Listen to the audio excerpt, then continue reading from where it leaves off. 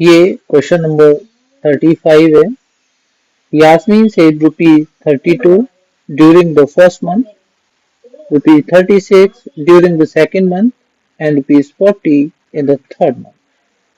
If she continues to save the money in this manner, in how many months will she take to save rupees 2000?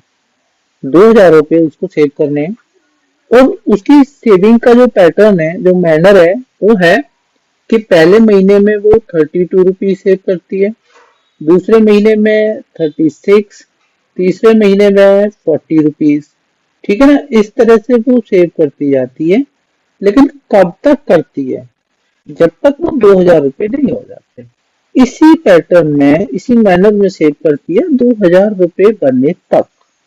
इसका मतलब ये जो terms हैं 32, 36, 40, ये हम प्लस के साथ रखें एंड सो ऑन, तो इन सब का जो सम बन रहा है ना, वो 2000 रुपीज बन रहा है।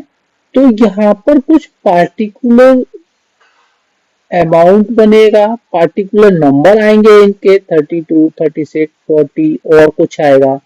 तो देखो यहाँ पर जो डिफरेंस आ रहा है, डिफरेंस बिटवीन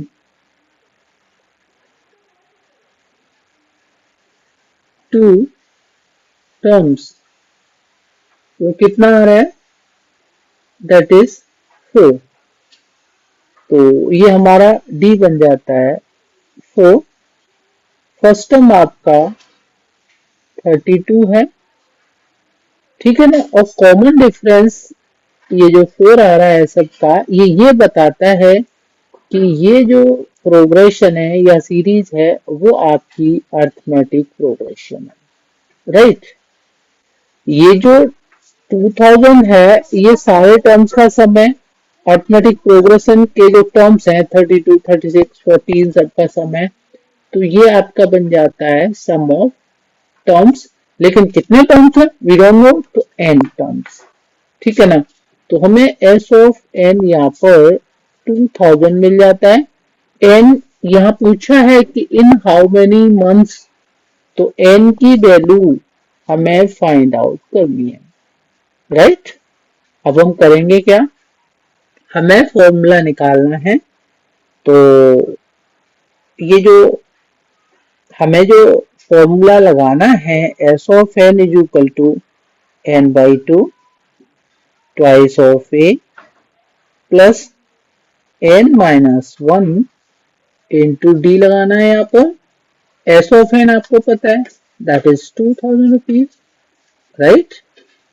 एन निकालना है तो n by 2, 2 into first term कितना है 32, मल्टीप्लाई कर लीजिए, प्लस एन की वैल्यू फाइंड आउट करनी है एन माइनस 1 और डी आपका 4 है। आपका 2000 इंटू ये 2 शिफ्ट कर लीजिए लेफ्ट साइड में एन, और ये 64 हो जाएगा आपका, प्लस 4 से अंदर मल्टीप्लाई करेंगे तो ये 4n और एक माइनस का 4 आ जाएगा यहाँ पर। तो ये 4000 इज इक्वल टू n और ब्रैकेट के अंदर आपका 4n प्लस 60 हो जाएगा। अब यहाँ जो 4000 है is equal to n into 4 common ले लीजिए यहाँ पर, तो ये n प्लस 15 बन जाएगा, और ये 4 लेफ्ट साइड में शिफ्ट करोगे तो 4000 by 4 is equal to n plus 15, ये आपका 1000 लेफ्ट में और n square plus 15n right में, और इक्वेशन बना लीजिए तो ये n square plus 15n minus 1000 equation बनेगी इज इक्वल टू 0। अब आप मिडिल टर्म स्प्लिट कर लीजिए, इसका मिडिल टर्म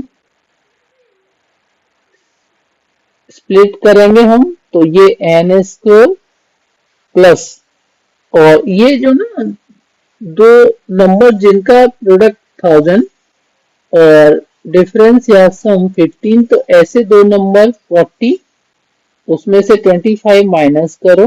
तो देखिए 40 और 20 का जो प्रोडक्ट होता है वो 1000 होता है और 40 माइनस 25 15 होता है, तो मिडिल टर्म यानी 15 के इक्वल आ जाता है वो।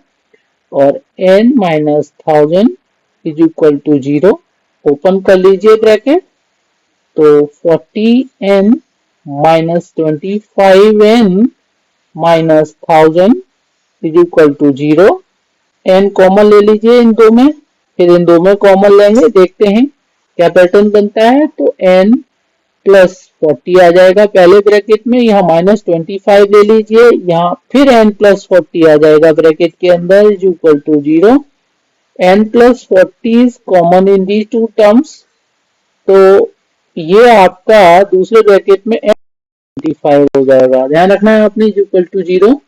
तो यहाँ n plus 40 is equal to 0 रखते हैं और n minus 25 is equal to 0 रखते हैं। इस केस में n की वैल्यू माइनस 40 आती है और इस केस में n की वैल्यू 25 आती है। तो देखो नेगेटिव का तो टर्म्स हो नहीं सकते हैं, कोई बोले कि माइनस 40 टर्म्स हैं, ऐसा नहीं होता। 25 टर्म्स पॉजिटिव है and that is my answer. यानी आसमीन को 25 मंथ्स लग जाएंगे 2000 रुपीज इकट्ठा करने में, राइट।